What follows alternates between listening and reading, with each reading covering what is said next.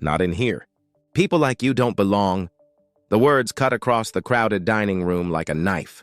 A white apron, a sneer, a tray slammed down, one waiter standing tall, making sure everyone could hear the insult. At the corner table sat a young black couple, dressed neatly, quietly hopeful for a simple night out. Laughter rippled from nearby guests. Heads turned. Shame burned. But what this waiter didn't know was that in less than 10 minutes, his entire world was about to flip upside down. Tell us in the comments, what would you do if it were you sitting at that table? Before we begin, hit subscribe. It's appreciated. It was supposed to be a night of joy.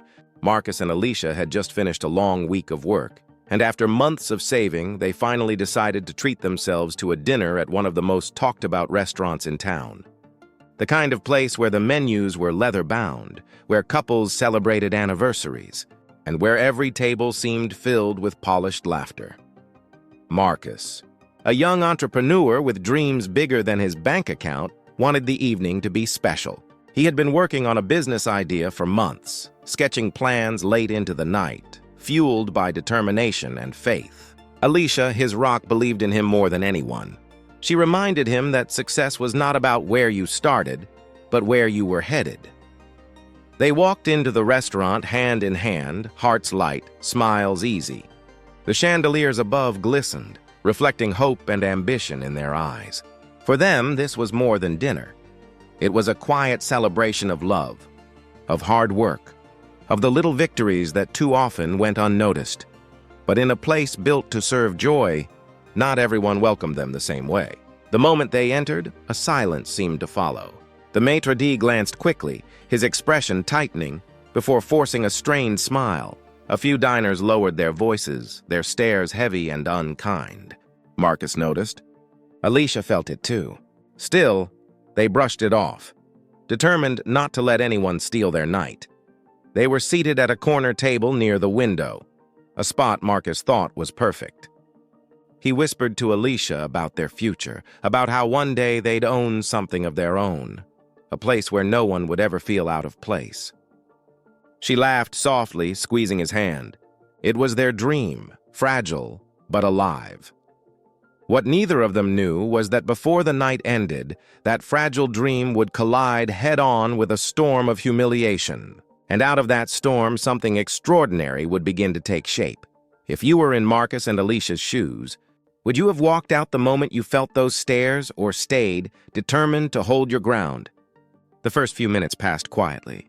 Marcus and Alicia tried to focus on each other, but the tension in the air lingered. They watched as waiters hurried past, carrying trays stacked with steaming plates, wine glasses filled to the brim. Yet their own table remained empty. No water, no menus, not even a polite greeting. Minutes stretched into what felt like hours. Alicia shifted uncomfortably, her smile fading as she noticed the waiter who had served the table beside them. He glanced their way but kept moving, deliberately avoiding their eyes. Marcus raised his hand, trying to catch someone's attention. Nothing. The laughter and clinking of glasses from nearby diners only deepened the silence at their table. Finally, the same waiter returned, but instead of offering service, he stopped short and leaned in with a smirk. His voice was low enough for only them to hear, but the sting of his words carried louder than the music in the room. "You people should try somewhere else. This place isn't for your kind." Then he turned on his heel, leaving them in stunned silence. Alicia's chest tightened. Her eyes burned with anger, but she bit it back, her dignity stronger than her fury. Marcus clenched his fists under the table, his knuckles white. Every part of him wanted to stand up, to shout, to demand respect. But he also knew. Scenes like this often turned uglier when people like him dared to fight back. Around them, whispers began. Some guests chuckled, enjoying the spectacle. Others pretended not to notice, burying themselves in their meals. To them, Marcus and Alicia were invisible, outsiders in a space they had every right to be in. The humiliation cut deeper than words. This wasn't just about a table. It was about every door that had been closed to Marcus growing up. Every look that said, "You don't belong." Every reminder that no matter how hard he worked, the world had already written him off, but there was something the waiter, and everyone else watching, couldn't see. Marcus and Alicia were not just two dreamers scraping by. They had been quietly building something, brick by brick, sacrifice by sacrifice. Marcus had been putting everything he had into a small food business, saving every penny, investing every ounce of energy.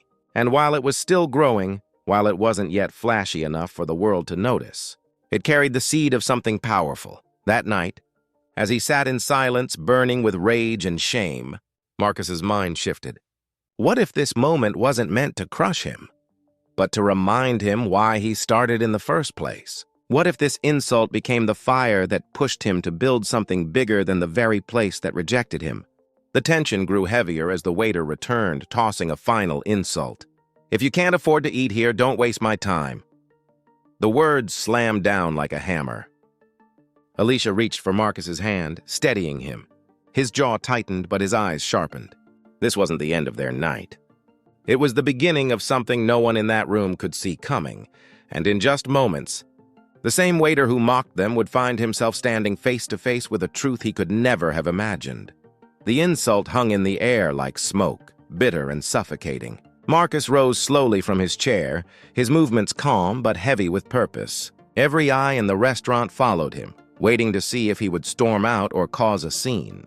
Instead, he walked past the waiter, straight toward the maitre d's desk at the front. Alicia stayed seated, her heart pounding, her mind racing with fear of what might come next. She had seen enough moments like this spiral into something dangerous. But Marcus wasn't thinking about the stares anymore. He wasn't thinking about the laughter. He was thinking about the years of sweat and sacrifice that had led to this moment. When he reached the front desk, he leaned forward, his voice steady. "Call your manager," he said. The maitre d' hesitated, clearly annoyed, but one look at Marcus's unwavering stare made him pick up the phone. The room buzzed with curiosity. Diners whispered. Forks paused midair. What was this man doing? Moments later, a sharply dressed manager appeared, his expression polished and indifferent. He looked Marcus up and down, clearly expecting an apology or a complaint he could dismiss. But Marcus didn't complain. Instead, he reached into his jacket and pulled out a neatly folded envelope. Inside was a document, one he had been holding on to for weeks, waiting for the right time. The manager's eyes scanned the papers, his smugness fading with each line. Silence fell over the room as the truth sank in. Marcus had just finalized a deal to invest in this very restaurant. Not as a customer, not as a dreamer looking in from the outside, but as the new owner. Alicia rose to her feet, her breath catching as she realized what was happening. The waiter, still standing nearby, froze, his face drained of color, the arrogance slipping away like sand through his fingers. He had humiliated the very man who now held the keys to his future. The crowd shifted, a wave of disbelief washing over them. Those who had laughed minutes earlier sat stunned, their smirks erased. Marcus turned back to the waiter, his voice calm but unshakable. "The next time you think someone doesn't belong," he said, "remember this moment." In that instant, the entire room flipped. The powerful looked powerless, the humiliated stood tall. And the waiter who had refused to serve them realized too late that his cruelty had written the script for his own downfall. What do you think happens next? Does Marcus fire the waiter on the spot? Or teach him a lesson in a different way? The room was silent, the kind of silence that presses against your chest. The waiter stood frozen, his arrogance shattered, his future suddenly uncertain. Marcus didn't need to shout. He didn't need to humiliate him in return. The truth had already done that. Alicia stepped forward, her hand finding Marcus's. Together they stood as a symbol of quiet strength in a room that had tried to shrink them. Marcus looked at the manager and spoke simply. "This place will be run with dignity from now on. Everyone who walks through these doors will be treated with respect. No exceptions." The manager nodded quickly, aware that the balance of power had shifted. The diners who had whispered earlier now sat stunned, some ashamed, others in awe. The same people who had smirked at their humiliation were now watching history flip before their eyes. For Marcus and Alicia, it wasn't about revenge. It wasn't even about the restaurant. It was about something bigger, the chance to create a space where no one would ever feel the way they had felt tonight. They had turned pain into purpose, humiliation into hope. That night marked the beginning of a new chapter. The restaurant that once closed its heart to them would now open its doors wider than ever before. And the waiter? His fate was sealed, not by anger, but by the lesson of respect he would never forget. How many dreams dismissed? How many doors closed before greatness was seen? When will respect be the norm, not the exception? What would you do in Marcus's place? Like and subscribe to stay inspired.